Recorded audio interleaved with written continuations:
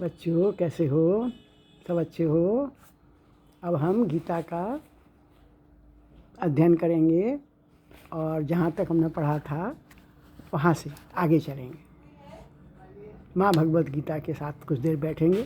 बैठने का ही हमें आनंद मिल जाएगा और इसका फल भी हमें मिल जाएगा। तो क्यों ना हम ऐसे ग्रंथ के साथ बैठें। आप सबको नमन, आप सबका स्वागत। हमने पढ़ा था यहाँ तक कि मिली हुई वस्तुओं को निष्काम भाव से दूसरों की सेवा में लगाना द्रव्य यज्ञ है। स्वधर्म पालन में आने वाली कठिनाइयों को प्रसन्नता से सह लेना तपोयज्ञ है। कर्मों की सिद्धि असिद्धि में तथा अनुकूल एवं प्रतिकूल फल की प्राप्ति में सम रहना योग यज्ञ है। कर्मों की सिद्धि हो चाहे सिद्धि हो, हमारे जो चाहे हमें अच्छा फल मिले चाहे हमें गलत फल मिले, तथा अनुकूल है या प्रतिकूल फल की प्राप्ति में, खुद ही लिख रहे हैं वो, सम रहना, शांत रहना योग यज्ञ है। सतशास्त्र, अच्छे शास्त्रों का अध्ययन मनन, अच्छी किताबों का अध्ययन मनन, नाम जप आदि करना स्वाध्याय रूपी ज्ञान यज्ञ है। सतशास्त्रों में हमारे बड़े बड़े उनकी वो भी आ जाती है, जीवनी भी आ जाती है। जो बड़े बड़े लीडर हुए हैं, बड़े बड़े क्रांतिकारी हुए हैं, बड़े बड़े बौद्धिक लोग हुए हैं, वो सब लोग इसमें आ जाते हैं। अब इसमें हम आगे पढ़ते हैं। अपाने जुहुतो प्राणम प्राणपाने तथा परे प्राणपान गति रुद्ध्वा प्राणायाम परायणं अपरे नियताहारा प्राणेषु ज्योति सर्वेप्ये यज्ञ विद्दो यज्ञक्षल्पित कल्मषाः।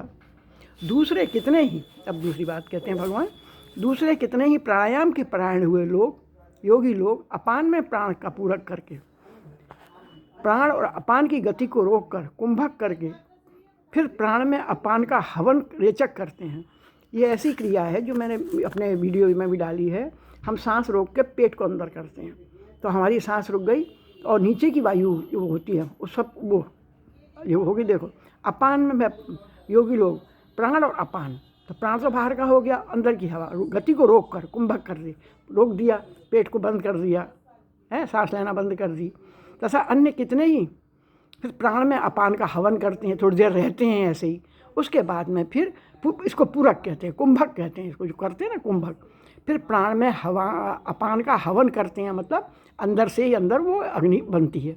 तथा अन्य कितने ही नियमित आहार करने वाले प्राणों का प्राणों में हवन किया करते हैं। ये सभी साधक यज्ञों द्वारा पापों का नाश करने वाले और यज्ञों को जानने वाले हैं। यज्ञों के प्रकार बता रहे ना भगवान। पूरक जो मैं बताया, देखो पूरक, हमने सांस को रोक लिया, कुंभक सांस अंदर भर गई, अंदर ही अंदर चल रहा है, और रेचक पूर्वक जब हम उसको निकालते हैं, इसको करके फिर उस सांस को निकालते हैं। रेचक पूर्वक प्राणायाम करना प्राणायाम रूपी यज्ञ है। प्राण और अपान को अपने अपने स्थान पर रोक देना, जो मैंने बताया अभी, चतुर्थ प्राणायाम रूपी यज्ञ है। यज्ञ शिष्टा मतो भुजो यान्ति ब्रह्म सनातनम नायम लोकस्य यज्ञस्य कुंतोन्य पुरुषोत्तम। हे कुरुवंशियों में श्रेष्ठ अर्जुन, यज्ञ से बचे हुए अमृत का अनुभव करने वाले सनातन परम ब्रह्म परमात्मा को प्राप्त होते हैं। यज्ञ न करने वाले मनुष्य के लिए यह मनुष्य लोग भी सुखदायक पूरा नहीं हो पाता, फिर परलोक कैसे सुखी होगा। अगर आप श्लोक देखते हैं, एवं बहुविधा यज्ञा वितता ब्रह्मणो मुखे कर्म जान विद्धि तांसवार्नेव याज्ञा विमोक्षस तांसवार्नेव याज्ञा विमोक्षसे। इस प्रकार और भी बहुत तरह के यज्ञ वेद की वाणी में विस्तार से कहे गए हैं। उन सब यज्ञों को तू कर्म में जान। इस प्रकार जानकर यज्ञ करने से तू सुखी अनुभव करने लगेगा। जिसने कर्म करते हुए भी, दूसरी बात कह रहे हैं भगवान और समझने के लिए हमारे लिए, जिसने कर्म करते हुए उससे निर्लिप्त कर्तृत्व फलेच्छा रहित रहने की विद्या को जान लिया है। काम तो हम करें, बहुतों की सेवा करें, परिवार की सेवा करें, समाज की सेवा करें, है ना, अपने ज्ञान को बांटें। ज़रूरी नहीं है कि आपके पास बहुत सारा पैसा है तो आप ज्ञान तभी बांटें जब आपको उसके बदले में रिटर्न मिले, है ना, ऐसा ज़रूरी नहीं है। ऐसा बहुत हमारे संत महात्मा हुए हैं जिन्होंने शरीर तक का दान कर दिया है। वाणी और अपने कार्यों की सिद्धि असिद्धि की तो बात अलग है। जिसने कर्म करते हुए भी उसे निर्लिप्त कर्तव्य फलेच्छा रहित रहने को की विद्या को जान लिया है, वह कर्म बंधन से मुक्त हो जाता है। अब देखो कितना सुंदर श्लोक है। श्रेया द्रव्यमया यद् ज्ञाना यज्ञ परंतप सर्वकर्माखिलं पार्थ ज्ञानी पर्यसमाप्यते। हे परंतु अर्जुन, द्रव्य में यज्ञ से ज्ञान यज्ञ श्रेष्ठ है। ये ज्ञान यज्ञ हुआ ना, दूसरे लोगों को शिक्षित करना, दूसरे लोगों की मदद करना शिक्षा में। तो क्या है, द्रव्य में यज्ञ जो करते हैं, जैसे कहीं हम काग बुरा है उसमें हम दान देते हैं अच्छे कार्यों में, द्रव्य में यज्ञ से ज्ञान यज्ञ श्रेष्ठ है। संपूर्ण कर्म और पदार्थ ज्ञान तत्वज्ञान में समाप्त हो जाते हैं। पहले कहे गए 12 यज्ञ द्रव्य में यज्ञ हैं, उन सब की अपेक्षा आगे कहा जाने वाला ज्ञान यज्ञ श्रेष्ठ है, क्योंकि ज्ञान होने पर संपूर्ण कर्मों और पदार्थों से संबंध विच्छेद हो जाता है, हम उससे चिपके नहीं रहते, हमको इसका फल मिलेगा। द्रव्य में यज्ञ में क्रिया तथा, द्रव्य में यज्ञ में क्या है, क्रिया तथा पदार्थ की मुख्यता है, जैसे पैसे की, और ज्ञान यज्ञ में विवेक विचार की मुख्यता है। तद्विद्धि प्राणिपातेन परिप्रश्नेय सेवया उपदेक्षन्ति ते ज्ञानम ज्ञानम नस्तु दर्शन। उस तत्वज्ञान को तत्वदर्शी ज्ञानी महापुरुषों के पास जाकर समझ, उनको साष्टांग दंडवत प्रणाम करके उनकी सेवा करने से और सरलतापूर्वक प्रश्न करने से वे अनुभवी ज्ञानी शास्त्रज्ञ महापुरुष तुझे उस तत्वज्ञान का उपदेश देंगे।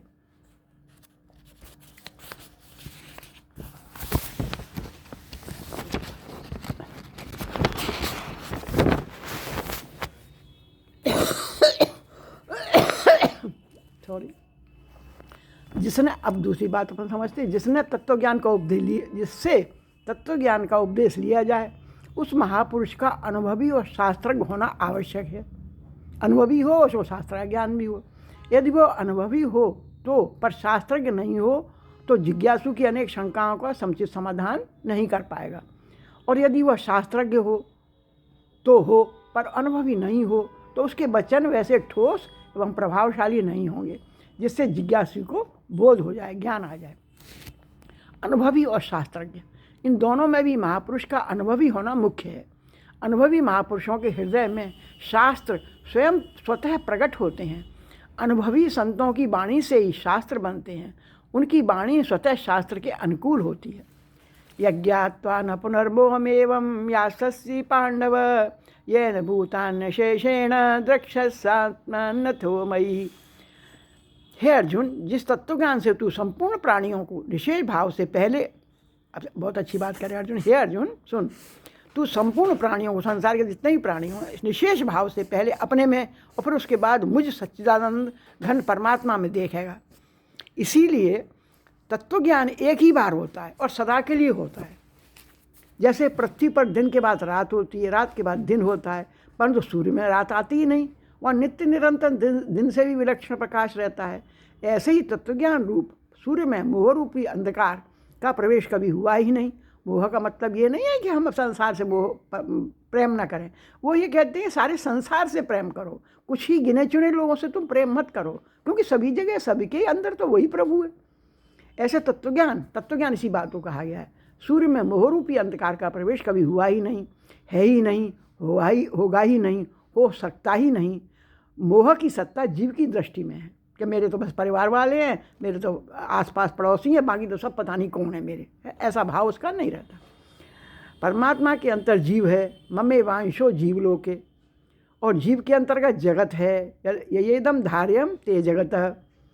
परमात्मा के अंदर जीव है, ममे वांशो जीवलोके, गीता 15वें अध्याय का 7वां श्लोक, और जीव के अंतर्गत जगत है, येदम धार्यम जगत है, गीता 7वें अध्याय में 5वां श्लोक। इसलिए साधक पहले जगत को अपने में देखता है, द्रक्ष्यस्यात्मनि, फिर अपने को परमात्मा में देखता है, अथो मयि।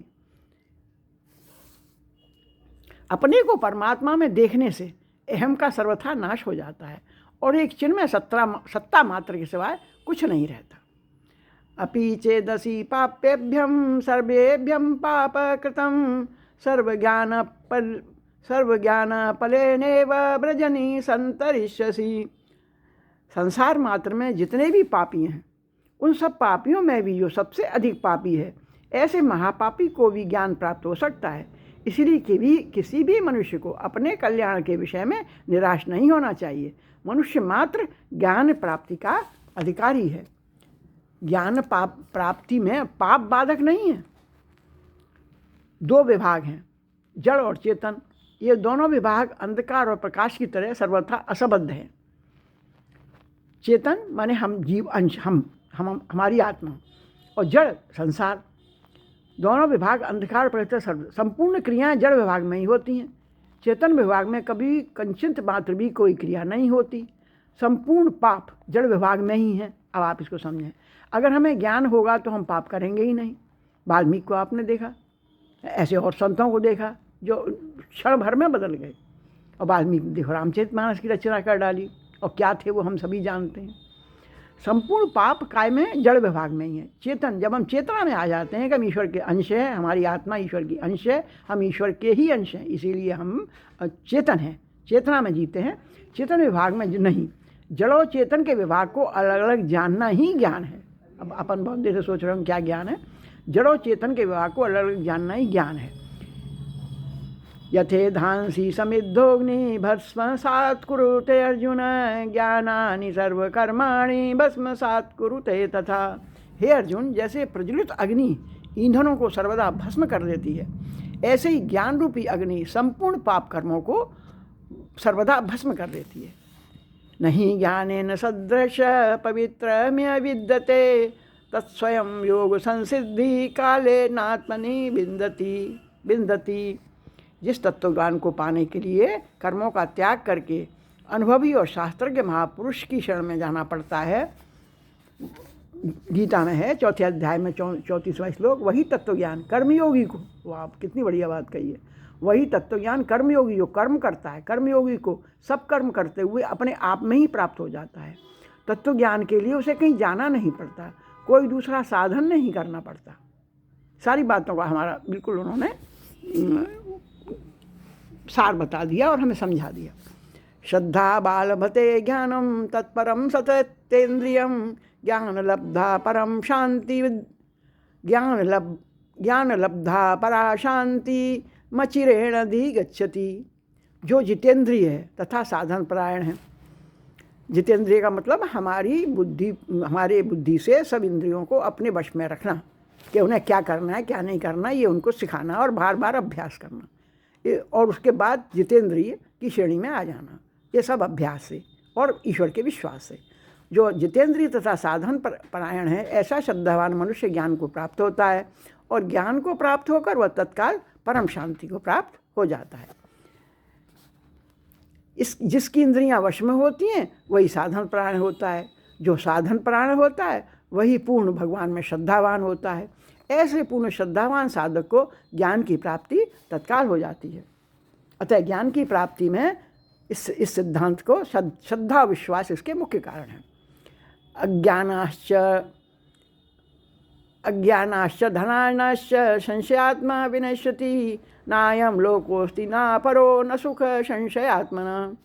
विवेक और श्रद्धा की आवश्यकता सभी साधनों में है। विवेक बुद्धि से भी आगे विवेक और श्रद्धा की आवश्यकता सभी साधनों में है। संशय आत्मा मनुष्य में विवेक और श्रद्धा नहीं होते, अर्थात न तो वह खुद जानता है और न दूसरे की बात मानता है।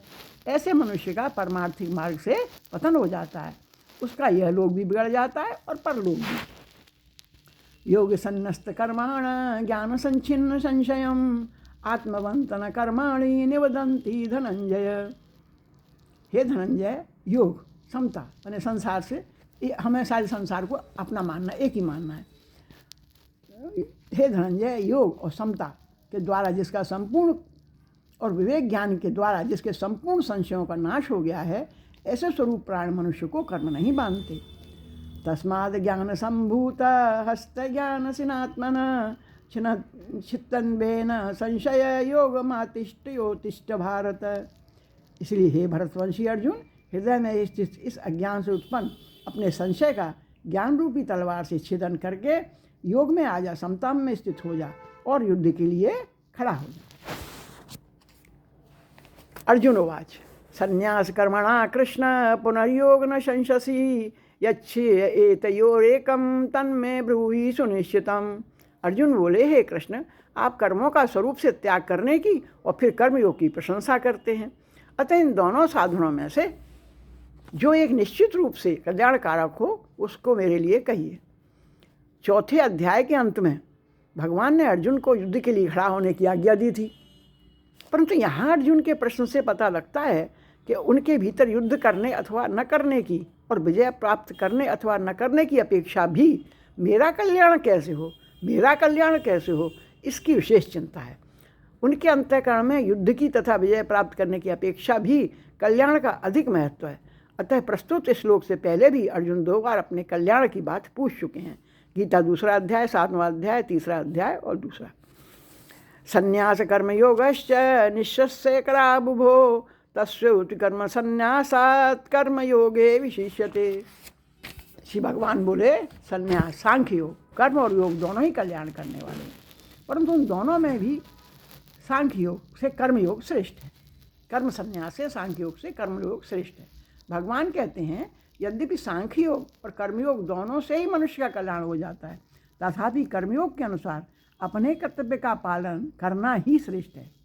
फिर पढ़ते इस लाइन को, दोनों ही मनुष्य का कल्याण हो जाता है, तथापि कर्मयोग के अनुसार अपने कर्तव्य का पालन करना ही श्रेष्ठ है।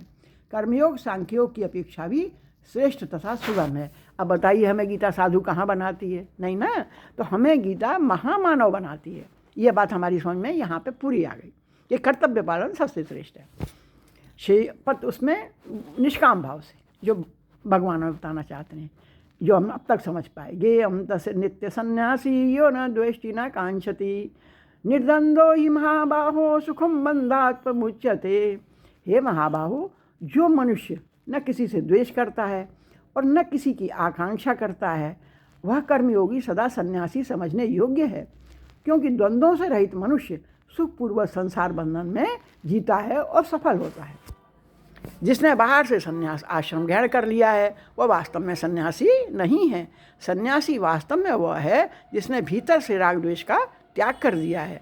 राग द्वेष के रहते हुए मनुष्य संसार में सुखी नहीं हो सकता, परंतु जिसने राग द्वेष का त्याग कर दिया है वह सुखपूर्वक संसार में रहते हुए भी मुक्त हो जाता है और शांति अनुभव करता है, परम शांति अनुभव करता है। जिसके भीतर राग द्वेष नहीं, शास्त्र विहित संपूर्ण कर्मों को करते हुए भी वह कर्मयोगी शास्त्र विहित संपूर्ण कर्मों को करते हुए भी सदा सन्यासी ही है। उसे अपने कल्याण के लिए बाहर से संन्यास आश्रम ग्रहण करने की आवश्यकता नहीं है। ज्ञान योग में अपने स्वरूप को जानने की मुख्यता रहने से ज्ञान योगी में उदासीनता रहती है, परंतु कर्मयोगी में दूसरे के हित की मुख्यता रहती है। इसीलिए अहम वृत्ति का त्याग कर्मयोग में सुगम है, ज्ञान योग में नहीं। सांख्य योगे पृथक बाला प्रवदंती न पंडिता एकम मैया स्थिति सम्यक उभयो विन्दते फलम। बेसमय लोग सांख्य योग कर्मयोग को अलग अलग फल वाला कहते हैं, न कि पंडित जन, क्योंकि इन दोनों में से एक साधन में भी अच्छी तरह से स्थित मनुष्य दोनों के फल परमात्मा को प्राप्त कर लेता है। भगवान के मत में ज्ञान योग और कर्मयोग, ज्ञान योग दोनों ही लौकिक साधन है, दोनों का परिणाम भी एक ही है।